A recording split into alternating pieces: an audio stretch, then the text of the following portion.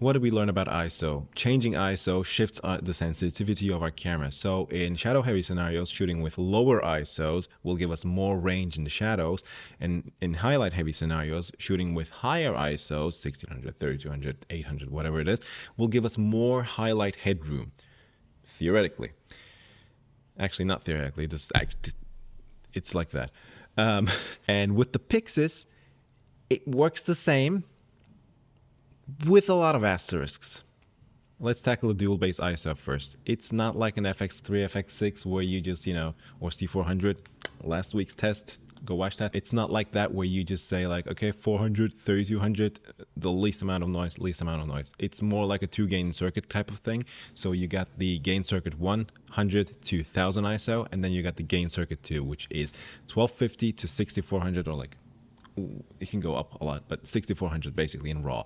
So that is the 2 gain stages that we're working in, and the 400 and 3200 are chosen because they give you the most balanced dynamic range in Blackmagic's own terms. One of the more important things is in the first gain circuit, you have a 13.5 total stops, like the total stops that are marketed with the Blackmagic. We're going to talk about other stuff later on, but marketed by Blackmagic, you get 13.5 stops in the first gain circuit, and the second gain circuit you drop down to 12.2 stops. This is again no SNR. This is not tested. This is like from Blackmagic their own, and you can see this very clearly changing between 800, 1000 and 1250 ISO. When I jump to the second base ISO, you lose a bunch of information in the highlights, and that just becomes very clear.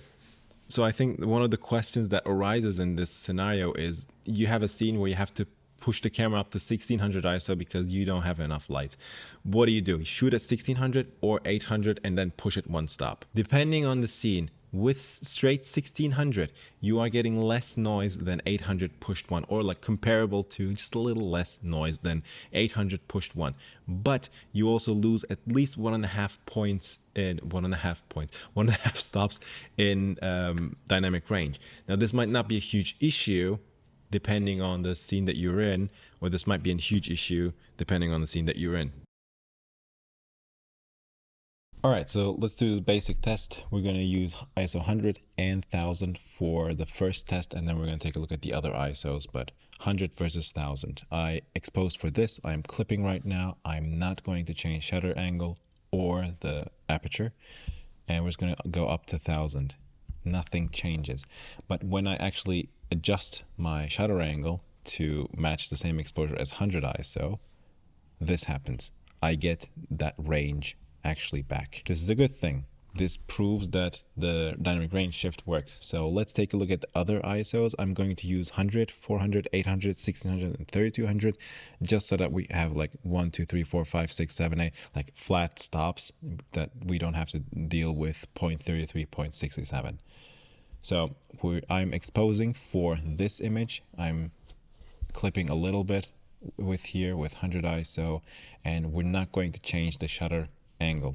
And if the test is true, we're not going to see any difference.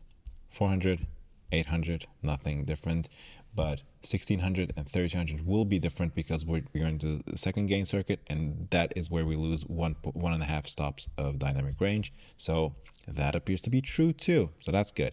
Now let's change the shutter angle when we move the ISO too, so that we have the same exposure. So this is 100.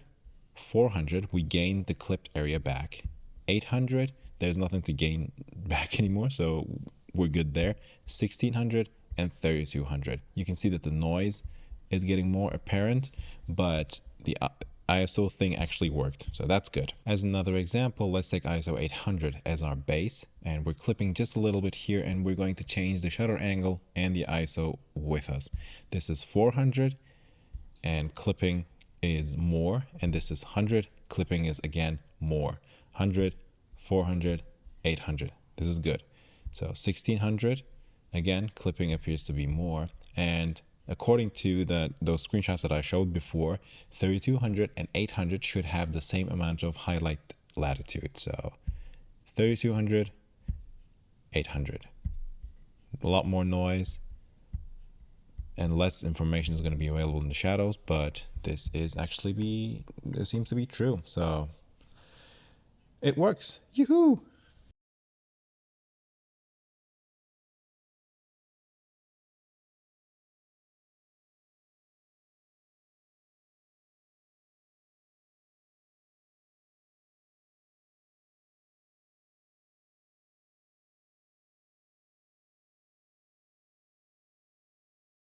One secret weapon is highlight recovery that, like Jake Hayden said, works like 30% of the time. Okay, what it is it sees the information around and it tries to rebuild the clipped information.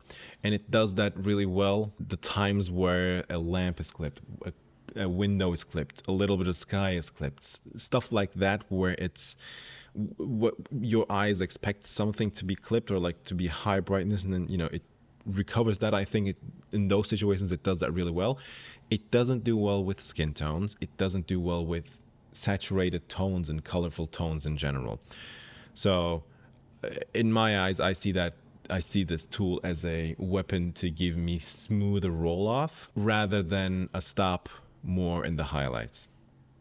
Maybe that helps. In general, with exposing Pyxis, just like exposing any other camera, I choose to overexpose by one stop. I have exposure correction last, and then I pull it down in post, or the colorist will pull it down in post, because 95% of the time, I'm also in situations that I can control the light, which is also why I only stay in the first gain circuit, unless it's like a blue hour or you're outside and you really, really, really need to push the ISO a little bit. And even then, 3200, I think it's not as bad as people make it sound. There is this issue of fixed noise pattern that appears even at like 2 stops underexposed or 3 stops underexposed. That's not going to go away very easily if it's going to go away. So it's kind of choosing your battles and knowing what the camera is capable of doing and then doing it with that.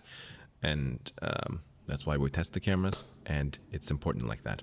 But okay, in terms of ISO, in highlight heavy scenarios, I try to push 1,000. In shadow heavy scenarios, I try to push 200 to 400, not really 100. But honestly, you saw the differences. There is a little bit of a difference. Is it going to make a huge difference at the end of the day? I'm not really sure. Maybe it does, maybe it won't, but it doesn't really matter at all. It looks good in all of them, and just because you lose a stop or two in the highlights doesn't mean it's going to be the worst image of all time. Then you're just going to adjust to that. So I'm shooting this video at 400. I've shot a lot of the stuff that I've shot in I did like an accountant firm kind of a thing. 400. It's fine, I think someone might say they like 400 more because it gives you a different thickness to colors and blah, blah, blah. And I think that's totally fair. It could be placebo. I don't know. But I think that's totally fair. So yes, there's a difference between different ISOs. And yes, it is obvious. But it doesn't matter. It doesn't matter that much. So do whatever you want, you wild kids. Good.